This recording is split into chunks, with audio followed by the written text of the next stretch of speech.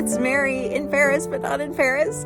I am recording this video from Oxford, where I am visiting family and really enjoying some lovely weather, which is nice and unusual, I have to say, but it's sunny and beautiful.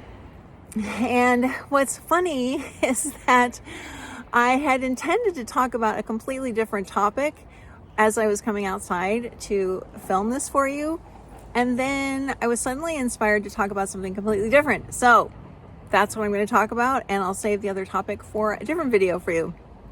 So I have a condition called tinnitus or tinnitus. I'm not actually sure how it's pronounced, but it is a ringing in the ears. You may have heard this term before. I have what I think is a fairly severe case of it. I have 3 sounds in my ears all the time. I have a low hum that's sort of like the traffic I can hear in the background here. I have another sound that varies up and down between a whole note, if you're familiar with music. And I have another sound that's just a constant ring, ring, ring, ring, like that. And it usually corresponds to like my heart rate or my blood pressure or something, because it will go faster, like if I'm exercising or something like that. And then I have another sound that comes and goes mostly in my left ear that is kind of like a squeal. It's very annoying, which is why I'm glad it's not there all the time. It's kind of coming in and out right now as I'm talking to you. And it's really interesting because I didn't even know that I had this until I was in high school. I grew up thinking everyone had it. I didn't know there was anything weird about it.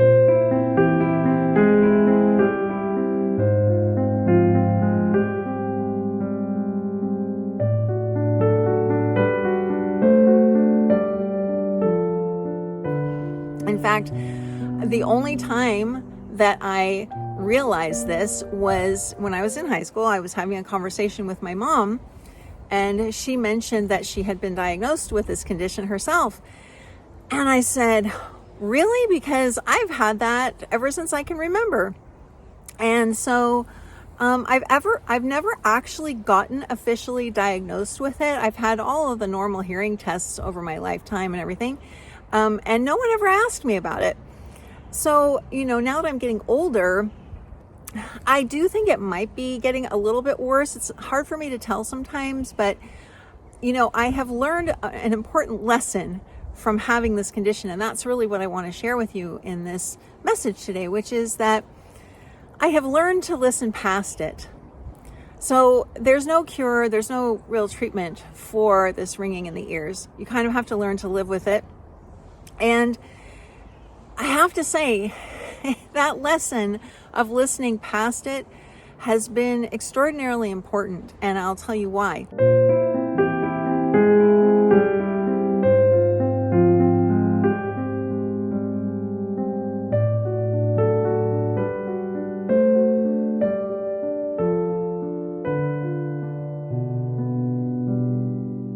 For many, many years, I had symptoms of what's called post-traumatic stress disorder, and I had a lot of thoughts that were telling me that something was terribly wrong with me, that I was sick, that I had this incurable condition, not unlike the ringing in the ears, but except it was an emotional and mental one.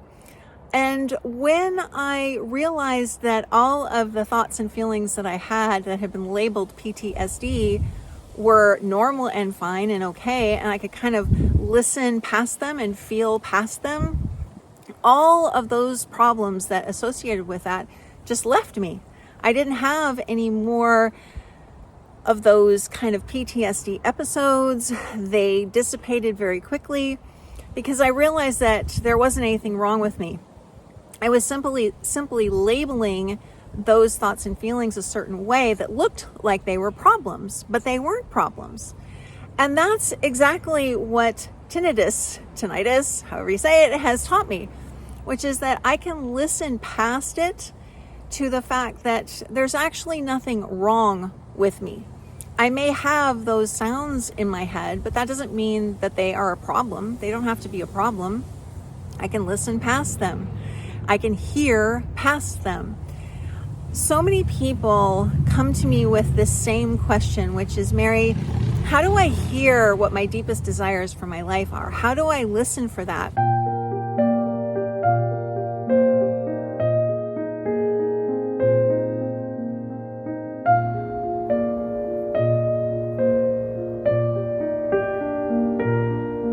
And my answer relates to what I'm saying, which is you have to listen past all of those thoughts and ideas that tell you you can't hear them, that tell you there's something wrong with you if you can't hear them.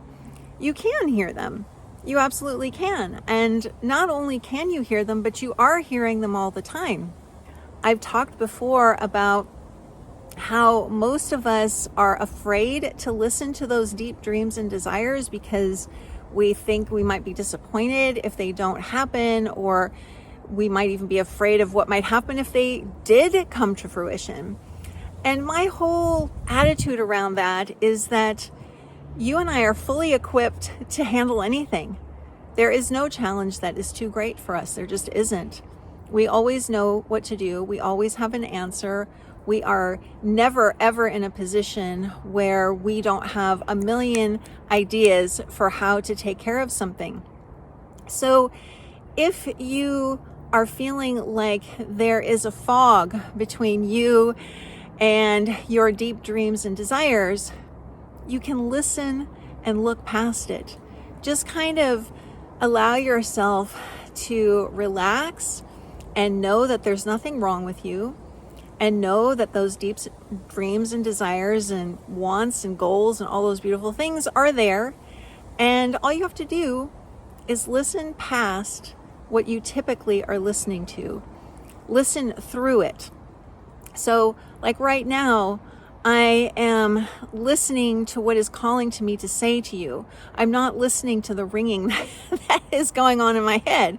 I'm listening to my heart, and I'm speaking from there, and I'm allowing that to come to the fore. And you can do the same. Just listen past what you're normally listening to.